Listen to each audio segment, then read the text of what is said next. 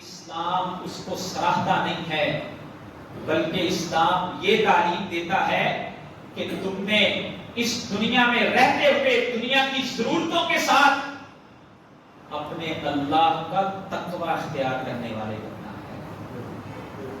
اور روزے کا مقصد بھی اللہ نے یہی بیان کیا ہے، اور وہ تقوی میرے ہاتھوں پر نظر آنا چاہیے، میری آنکھوں پر نظر آنا چاہیے، وہ تقوی میرے کانوں پر نظر آنا چاہیے۔ یہ روزہ جہاں پر ایک بہت بڑی عبادت ہے، وہیں پر یہ روزہ ہماری اخلاقی اور روحانی تربیت بھی کرنے والا ہے۔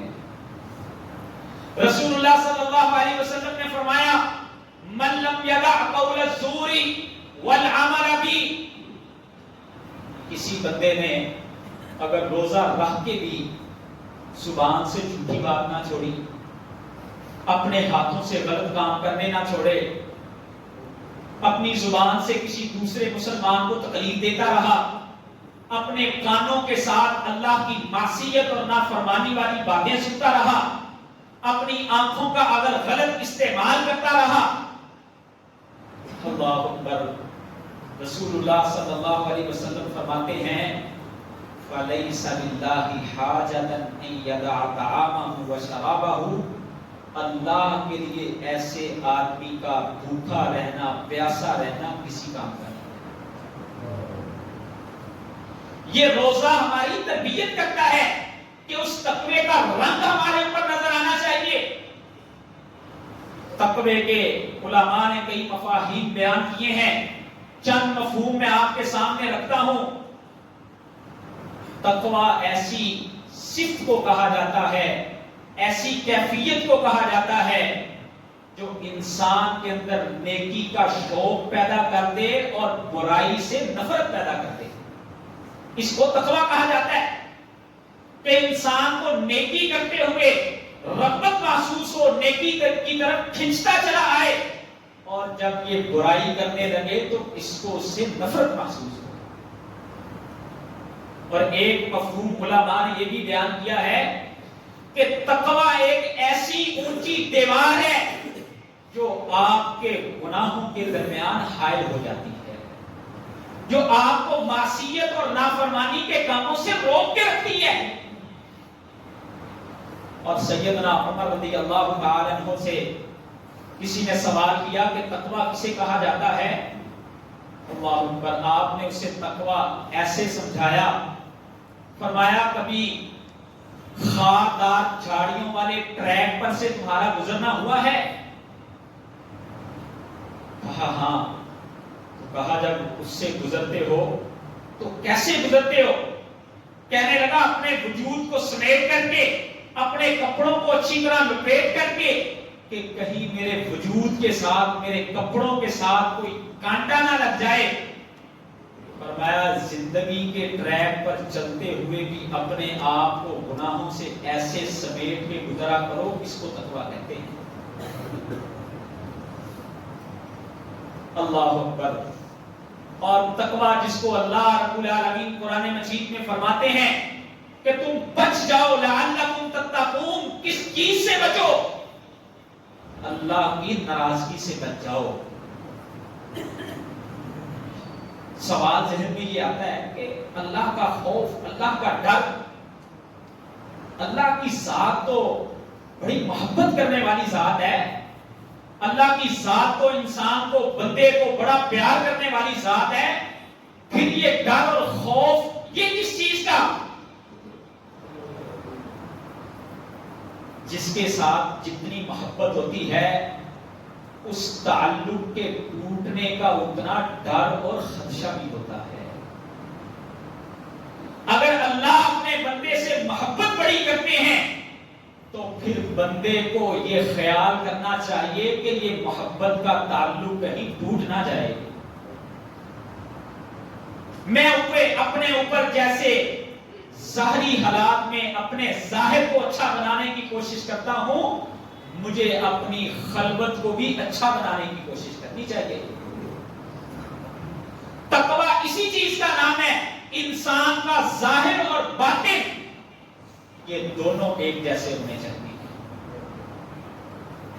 لوگوں کے سامنے اچھائی اور تنہائیوں میں جا کے اگر یہ اللہ کی حدوں کو توڑنے والا ہوگا تو اس کا مطلب یہ ہے کہ یہ لوگوں سے ڈرتا ہے، اللہ سے نہیں ڈرتا۔ اگر تنہائی اور خلوت میں اس کے لیے گناہ کرنا آسان ہے تو اس کا معنی یہ ہے کہ اس کے دل میں لوگوں کا ڈر بیٹھا ہوا ہے، اللہ کا ڈر اس کے دل میں نہیں ہے۔ تو آئیے میرے بھائیوں، رسول اللہ صلی اللہ علیہ وسلم اپنے صحابہ کو اس تقوی کے اختیار کرنے کی کتنی تلقین کیا کرتے۔ اللہ کے نبی کے صحابی ہیں، ارباز بن ساریہ ان کا نام ہے، وہ بیان کرتے ہیں کہ ایک دن صلی بنا رسول اللہ صلی اللہ علیہ وسلم الصبح، اللہ کے نبی ہمیں فجر کی نماز پڑھا کے بیٹھے تھے،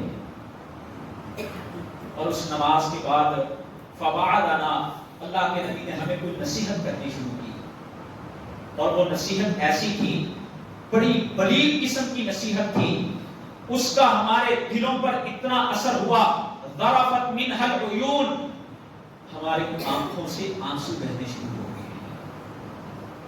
وجلت منها القلوب، ہمارے دل ڈر گئے، اور ہمیں ایسے لگا کہ جیسے یہ رسول اللہ صلی اللہ علیہ وسلم کا الوداعی باز ہے، جیسے اس باز کے بعد آپ ہم سے رخصت ہو جائیں گے۔ اللہ اکبر، اس باز میں رسول اللہ صلی اللہ علیہ وسلم سے بعض صحابہ نے کہا فاوصینا، اللہ کے نبی صلی اللہ علیہ وسلم ہمیں کوئی وصیت کر دیں۔ تو رسول اللہ صلی اللہ علیہ وسلم نے جو جامع ترین وصیت فرمائی، آپ نے فرمایا اوصیکم بتقوی اللہ، میں تمہیں اللہ کے تقوی اختیار کرنے کی وصیت کرتا ہوں، اللہ کے تقوی کو اختیار کرنے والے بن جاؤ۔ اور ایک دن سیدنا ابو ذر رضی اللہ تعالیٰ عنہ آئے اور آگے کہنے لگے اللہ کے نبی صلی اللہ علیہ وسلم مجھے کوئی نصیحت کیجئے۔ اللہ اکبر، آپ نے فرمایا ابو ذر اتق اللہ حیثما کنت، تو جہاں پر بھی ہو اپنے اللہ سے ڈرنے والا بن جا۔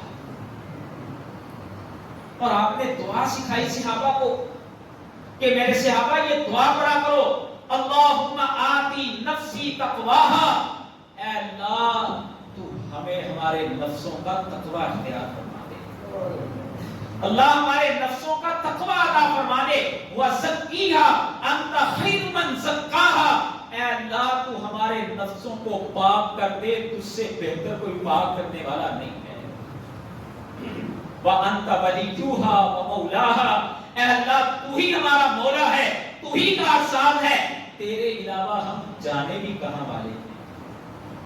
یہ دعا سکھائی رسول اللہ صلی اللہ علیہ وسلم۔ اور پھر رسول اللہ صلی اللہ علیہ وسلم نے، آج دنیا میں ہر انسان کے نزدیک بہتری کا معیار کچھ اور ہے۔ اگر کوئی انسان اپنی کسی خاص فیلڈ سے تعلق رکھتا ہے تو وہ یہ سمجھتا ہے بہترین انسان وہ ہے جو میری اس فیلڈ میں مہارت رکھتا ہے۔ اور آج ہم اپنی دنیا میں مہارتوں کو منوانے کے لیے، اپنی عزتوں کے سکے منوانے کے لیے بڑے پاپڑ بیلتے ہیں۔ اللہ کے ہاں کس کا پروٹوکول ہوگا، اللہ کے ہاں بہتر کون ہوگا؟ فرمایا ان اکرمکم عند اللہ اتقاکم، اگر اللہ کے ہاں عزتیں تلاش کرنا چاہتے ہو، اگر تم یہ سمجھتے ہو کہ اللہ کے ہاں ہماری عزت بن جائے، تو فرمایا اس عزت کے لینے کا واحد طریقہ یہی ہے جو جتنا تقوی اختیار کرے گا وہ اللہ کے ہاں اتنا ہی عزت والا ہوگا۔ اللہ کے ہاں معیار یہ ہے، دیکھیں نا سیدنا بلال رضی اللہ تعالیٰ کا کیا سٹیٹس تھا، کہاں سے منڈیوں سے بکتے بکاتے، کالا رنگ تھا، موٹے موٹے ہونٹ تھے، رسول اللہ صلی اللہ علیہ وسلم کے ہاتھ آئے، اللہ کے نبی صلی اللہ علیہ وسلم نے تزکیہ کیا، اور ایسا تزکیہ کیا سبحان اللہ، رسول اللہ صلی اللہ علیہ وسلم فرماتے ہیں بلال میں نے تیرے قدموں کی آہٹ جنت میں سنی ہے۔ اور دوسری طرف ابو لہب ہے، بڑی عزت تھی دنیا میں، لوگوں کی نظر میں سردار بھی تھا، لوگ اس سے اپنے فیصلے بھی کروایا کرتے تھے، ابو لہب شولوں والا. اور اللہ قرآن میں کیا فرماتے ہیں؟ تبت یدا ابی لہب وتب ما اغنی عنہ مالہ وما کسب. اگر تقوی نہیں ہے تو رسول اللہ صلی اللہ علیہ وسلم کا چچا ہو کے بھی اللہ کے ہاں کوئی عزت نہیں پا سکتا، اور اگر تقوی ہے تو ایک غلام ہو کے بھی چلے گا اس زمین پہ قدموں کی آہٹ جنت میں. یہ تقوی ہے. اللہ تو یہ چاہتے ہیں، یہ وہ تربیت ہے. صحابہ اکرام اس کے کتنے حریص ہوا کرتے تھے. سبحان اللہ. اللہ کے نبی کا ایک صحابی ہے جس کا نام ہے حنظلہ رضی اللہ تعالی عنہ. یہ غلیظ ملائکہ ہیں. جب یہ ان کی شہادت ہوئی، اللہ کے نبی صلی اللہ علیہ وسلم نے جہاد کے لیے اعلان کیا. نئی نئی شادی ہوئی تھی، اس کے پیروں میں یہ بیڑی نہیں بنی کہ میری نئی شادی ہوئی ہے، یہ جہاد کے لیے چلے گئے.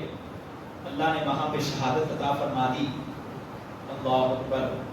شہید کو غسل نہیں دیا جاتا، شہید کو ویسے ہی انہی کپڑوں میں دفن کر دیا جاتا ہے. رسول اللہ صلی اللہ علیہ وسلم دیکھتے ہیں کہ حنظلہ کے اوپر غسل کے اثرات ہیں. اتنی دیر میں سیدنا حنظلہ رضی اللہ تعالیٰ کی بیوی کو جب پتہ چلتا ہے تو وہ رسول اللہ صلی اللہ علیہ وسلم کے پاس آتی ہیں اور آ کے بتاتی ہیں اللہ کے نبی صلی اللہ علیہ وسلم حنظلہ ناپاکی کی حالت میں تھا، آپ نے اعلان کیا، آپ کے اعلان کو سن کے اس نے اتنی دیر بھی گھر میں رہنا برداشت نہیں کیا، یہ میدان مقتل میں چلا آیا اور یہ شہید ہو گیا ہے. رسول اللہ صلی اللہ علیہ وسلم فرماتے ہیں مجھے بھی اب سمجھ آئی، اس کو تو اللہ کے فرشتے غسل دینے کے لیے.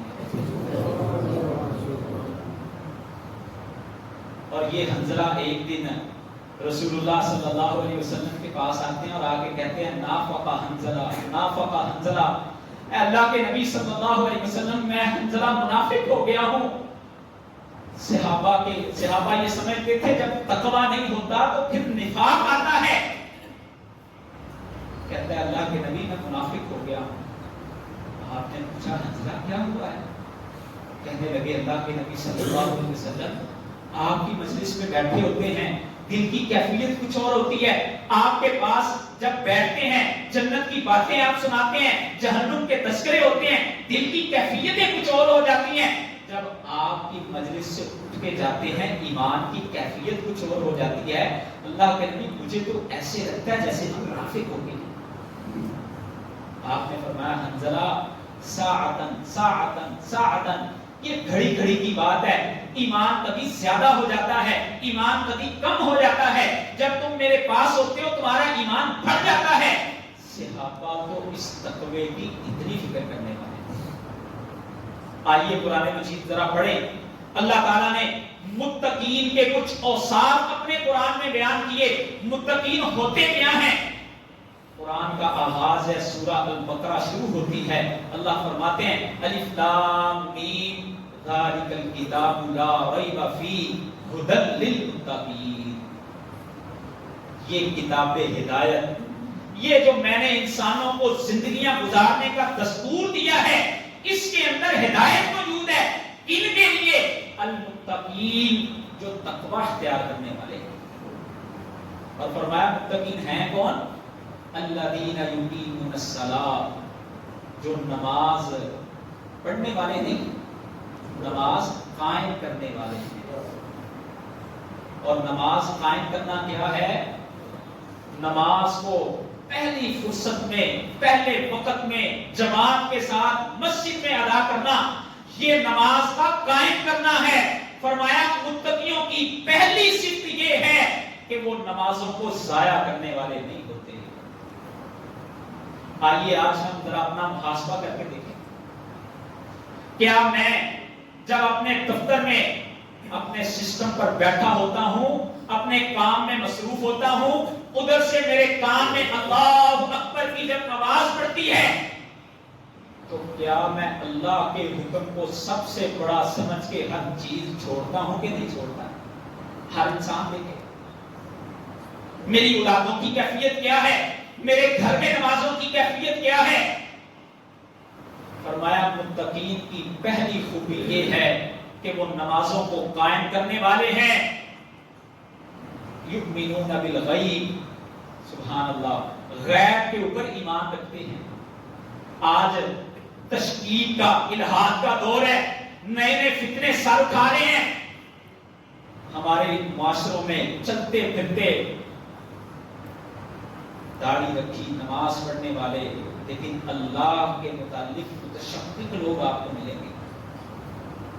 فرمایا مومنوں کی بہت بڑی خوبی متقین کی یہ ہے، یؤمنون بالغیب، انہوں نے اپنے رب کو دیکھا نہیں ہے، انہوں نے رسول اللہ کو دیکھا نہیں ہے، ہم نے اپنی آنکھوں سے جنت جہنم کو دیکھا نہیں ہے، لیکن ایمان رکھتے ہیں، مانتے ہیں۔ اور فرمایا وَمِمَّا رَزَقْنَاهُمْ يُنْفِقُونَ، جو کچھ ہم نے ان کو عطا کر رکھا ہے اس میں سے وہ اللہ کی راہ میں خرچ کرنے والے ہیں۔ وہ ان کا مال ہو، وہ ان کا رزق ہو، وہ ان کا کاروبار ہو، وہ ان کی عمر ہو، وہ ان کی صحت ہو، وہ ان کے پاس اللہ کی طرف سے ملا ہوا یہ وقت ہو، ان کی صلاحیتیں ہوں، وہ سب کو اللہ کی راہ میں قربان کرتے ہیں۔ وہ یہ سمجھتے نہیں کہ یہ میرا ہے، وہ سمجھتے ہیں کہ اللہ کی طرف سے امانت ہے، ہم اللہ کو دیں گے۔ اور اللہ فرماتے ہیں یہی وہ لوگ ہیں جو کامیاب لوگ ہیں۔ اور ایک مقام پہ اللہ رب العالمین نے متقین کی یہ بھی خوبی بیان کی، فرمایا والکاظمین الغیظ، سبحان اللہ، وہ غصے کو پی جاتے ہیں، کسی سے غلطی ہوتی ہے اس کو معاف کر دیتے ہیں، والعافین عن الناس، لوگوں کو معاف کر دیتے ہیں۔ یہ ان کا ظرف ہوتا ہے، بدلہ لینے کی استطاعت اور صلاحیت رکھنے کے باوجود کہتے ہیں جاؤ تمہیں معاف کیا۔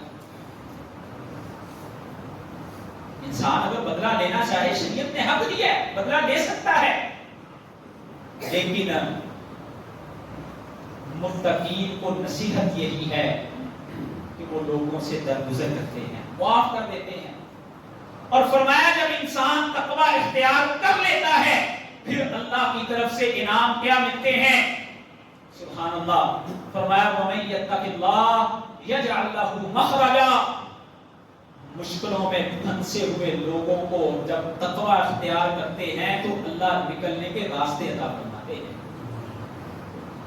جب راستے سارے بند ہو جاتے ہیں، کچھ سمجھ نہیں آتی اب کیا کریں، وسائل سارے اختیار کر لیے، سمجھ نہیں آ رہی، فرمایا جو اللہ کا ڈر تقوی اختیار کرنے والے ہوتے ہیں اللہ ان کو مشکلوں سے نکلنے کے راستے عطا فرماتے ہیں، وَيَرْزُقْهُ مِنْ حَيْثُ لَا يَحْتَسِبُ، اور اللہ وہاں سے رزق دیتے ہیں جہاں سے گمان بھی نہیں ہوتا۔ یہ سمجھ رہا ہوتا ہے کہ میری ایفرٹس کس چیز کے اوپر ہیں، مجھے یہاں سے رزق ملے گا، اللہ کے فیصلے کچھ اور ہوتے ہیں۔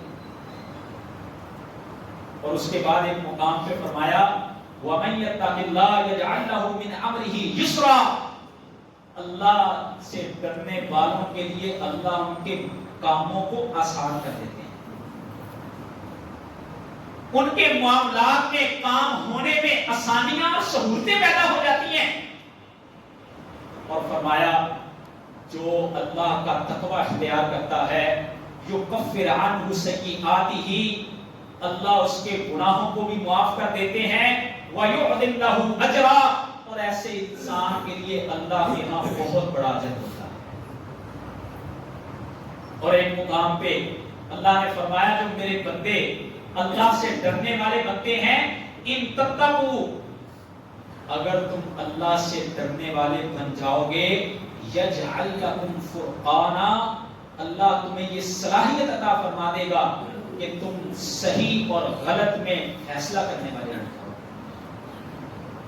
اللہ کی طرف سے تمہیں خاص قسم کی بصارت عطا کر دی جائے گی، اس بصیرت کے ذریعے جو اللہ تمہیں عطا کریں گے تم فیصلہ کر سکو گے صحیح کیا ہے غلط کیا ہے۔